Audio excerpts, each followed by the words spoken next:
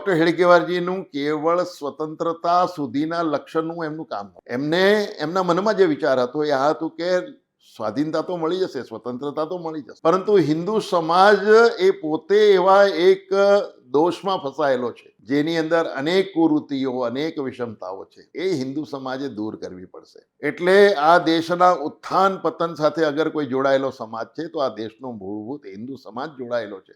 એને ત્યાં સુધી એના ચારિત્ર્યમાં બદલ નહીં આવે ત્યાં સુધી સ્વતંત્રતા મળી જશે, પરંતુ સ્વતંત્રતા પછી પણ આ દેશના ભવિષ્યનું એ નક્કી કહી શકાશે નહીં. સંઘના દ્વિતીય સરસંઘ ચાલક પરમ પૂજ્ય ગુરુજીને કોઈ પ્રશ્ન કર્યો કે અમારે ત્યાં તો મુસલમાન પણ નથી અને ક્રિશ્ચન પણ નથી, તો અમારે ત્યાં અમારા ગામમાં સંઘની આવશ્યકતા નથી. ગુરુજીએ કહ્યું કે તમે તમારા ગામની તો વાત છોડી દો, અગર સંપૂર્ણ ભારતમાં અગર મુસલમાન કે ક્રિશ્ચન પણ ન હોત તો પણ સંઘ શરૂ થયો હોત, એટલા માટે કે સંઘ કોઈના વિરોધ માટે શરૂ થયો નથી. સર્વેશામ અવિરોધેન આ સંઘનો એ નીતિ છે.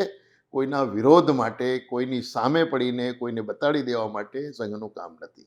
સંઘનું કામ છે એ હિન્દુ સમાજને રાષ્ટ્રીય ચારિત્ર્યથી ઓતપ્રોત બનાવવું.